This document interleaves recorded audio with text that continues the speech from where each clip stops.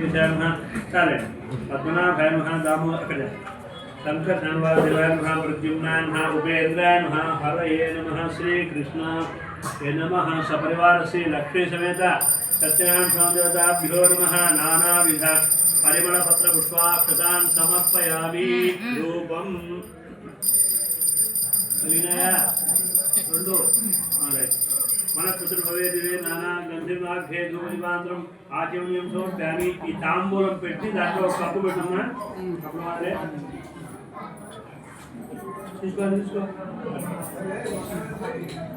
ఆ కప్పు పైకి జరుగు అంతా లైన్లో పెట్టుకోవాలి వాటి పెట్టుకుంటూ సెట్లా ఇంట్లో మీరు ఎట్లా సర్దుకుంటారు వస్తువులన్నీ చంద్రమంద పడుచుకుంటాం అట్లే ఇవంతా సర్దుకోవాలి అన్ని దాంట్లో పెట్టాలి ఆరు గదలు కాబట్టి 6 దాంట్లో పెట్టాలి అన్ని సర్దుకోవాలి అట్లా ఒకటి అది కరెక్ట్ నీళ్ళు మీద పద్మ నీళ్ళు పుండరీకాక్షాయ నమః ఆ కొబ్బరికాయ చల్లండి అక్కడ ఆపిల్ పండ్లు అయిపోయినాయి దానిమ్మ పండ్లు చల్లండి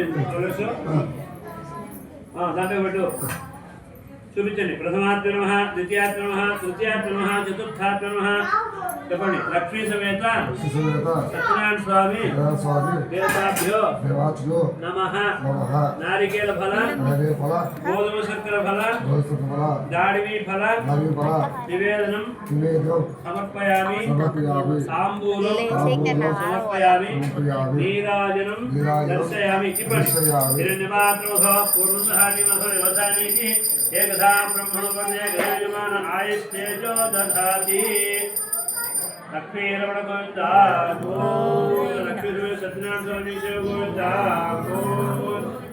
నారాయణాయ విద్మహే వాసుదేవాయ ధీమహి తన్నో విష్ణు ప్రచోదయాత్ అనేన ద్వితీయ అధ్యాయ పూజనేన భగవాన్ లక్ష్మీ సమేత సత్యనారాయణ స్వామి సుప్రీత సుప్రసన్న వరద భవంతు బొట్టు పెట్టండి.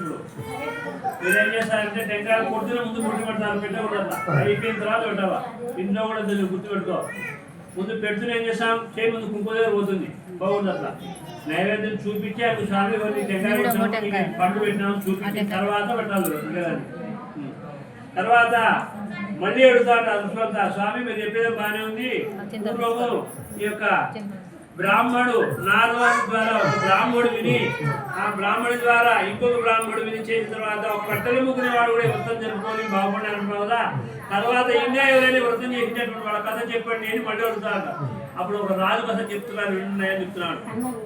పూర్వకాలంలో ఉల్కాపుడు అంటే ఒక రాజు ఉండేవాడంట.